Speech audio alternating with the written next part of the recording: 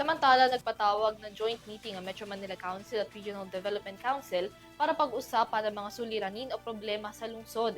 Tinalakay rito ang mga usapin sa street parking na nagiging dahilan ng mabigat na daloy ng trapiko pati na ang pagtatapon ng basura kung saan-saan na siyang nagiging dahilan ng mga pagbaha. May balita si Catherine Landicho. Nagsagawa ng joint meeting ng Metro Manila Council at Regional Development Council upang pag-usapan ang mga pangunahing suliranin sa bawat lungsod.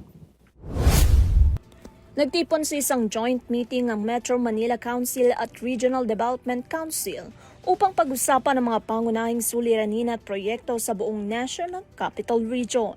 Dumalo sa pagpupulong si Metro Manila Council President at San Juan City Mayor Francis Zamora, kasama si MMDA Chairman Attorney Don Artes at ilang mga alkalde sa NCR gaya na lamang ni Manila Mayor Isko Moreno Dumagoso, Parañaque City Mayor Edwin Olivares at Pasay City Mayor Emmy Calixto Robiano, maging ang mga kinatawan mula sa iba't ibang lungsod.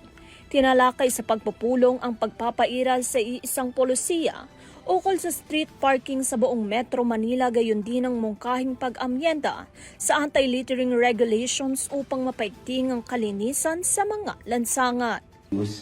At yung penalty po ay susundan po yung ating traffic code. Yun pa rin po. So same penalty po tayo noong naipasa natin noong nakaraan. So if ever po, magpapasa pa rin po ang bawat LGU ng regulation regarding po sa implementation nitong pong street parking ban po.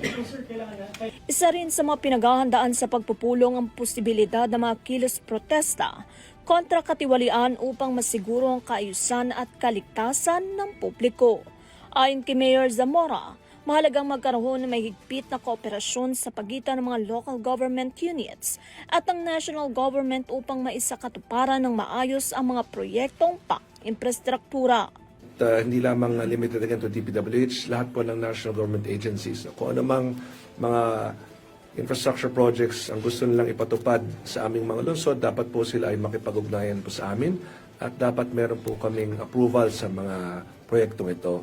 Ito po ay mahalaga upang maiwasan ang mga nangyayari ngayon na bigla na lang po nagsisimula ang mga national government agencies ng kanilang mga proyekto na hindi po nakikipag-ugnayan sa mga pamahalang lungsod, bigla na lang naghuhukay, bigla na lang nagtatayo na hindi po alam ng mga mayors po natin.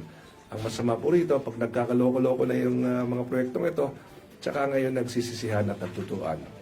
At kami rin po ay lubos na po. Salamat. Layo naman ang naturang pagpupulong na paigtingin din ang koordinasyon ng mga lungsod sa Metro Manila at tiyaking sabay-sabay na isinusulong ang kapakanan ng mga mamamayan sa bawat lungsod. Para sa EuroTV News, Catherine Landicho, sumasaludo sa bawat Pilipino.